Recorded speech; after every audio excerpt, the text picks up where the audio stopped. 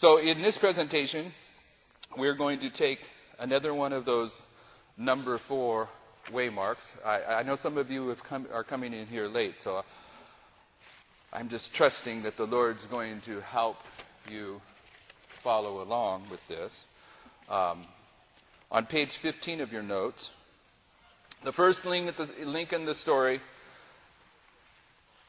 in the prophetic message, the 3-1 combination was Adam, Eve, and Christ, the creator and the mother and father of mankind. That's the 3. The third waymark's always followed by a disappointment. What's the disappointment in that story? They're driven out of the garden. The number 4 is Abel.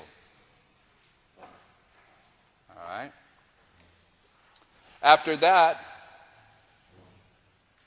we go from the Garden of Eden to altars in the story of Shem, Japheth, and Ham. And the 4th is Noah. The worship goes from the gates of the Garden of Eden to the altar. What's the disappointment there? Ham. All right.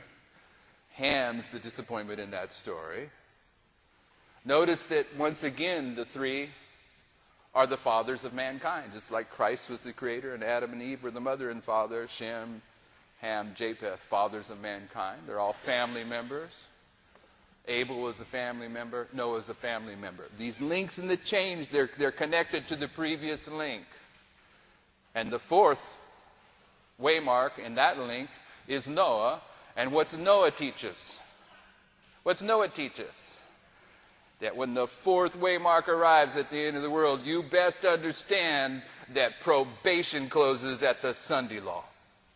Because there's a shut door in this story. And you need to understand that this is where the Lord enters into covenant with his people. Isn't the story of Noah the story of the covenant? From there, we go to 3 more family members.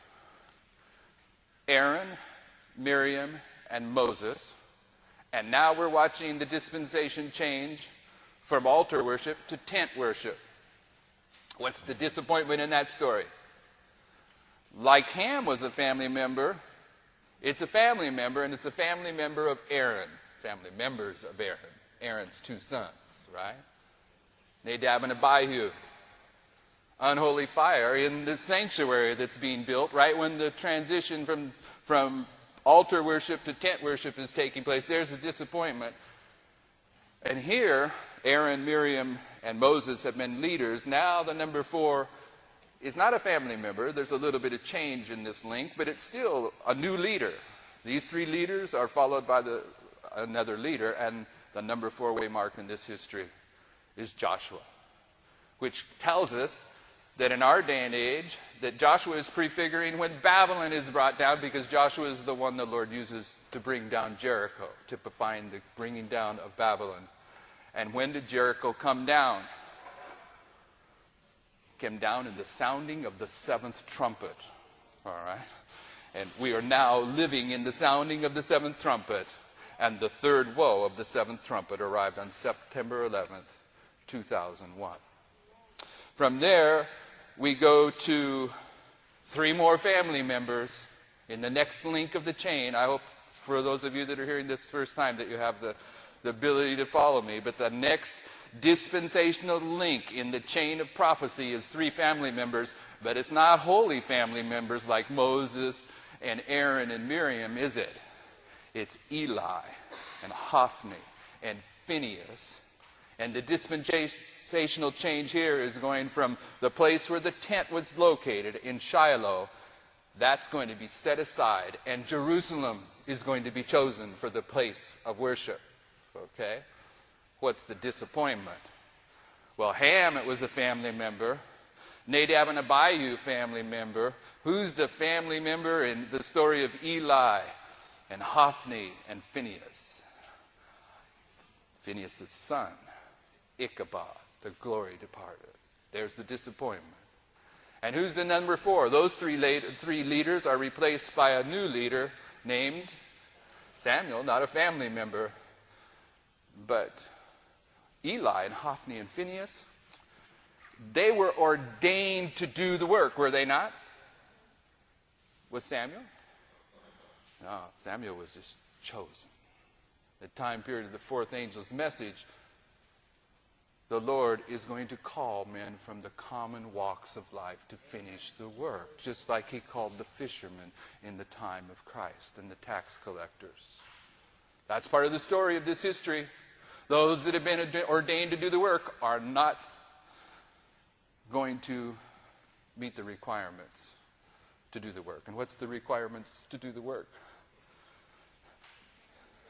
Humility and a willingness to be led by God's Spirit, as identified in the Bible in the spirit of prophecy. Probably a better way to express that. But what did Samuel do? Well, one of the things he did is he anointed what? The first king and the second king.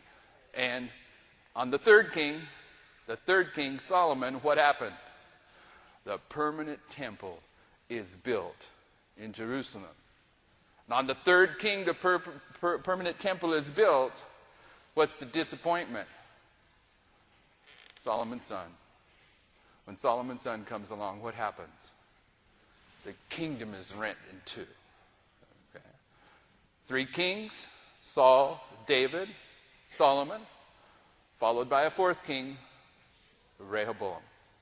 That's what we're going to look at this evening. But for those of you that haven't been here so far, I want to remind you that Solomon, the 3rd king, is when the permanent temple is built. And when Nebuchadnezzar comes in and destroys that permanent temple, he does so in the reigns of how many kings? 3. Jehoiakim, Jehoiachin, and Zedekiah. The temple comes up on the 3rd king. It goes down on the 3rd king.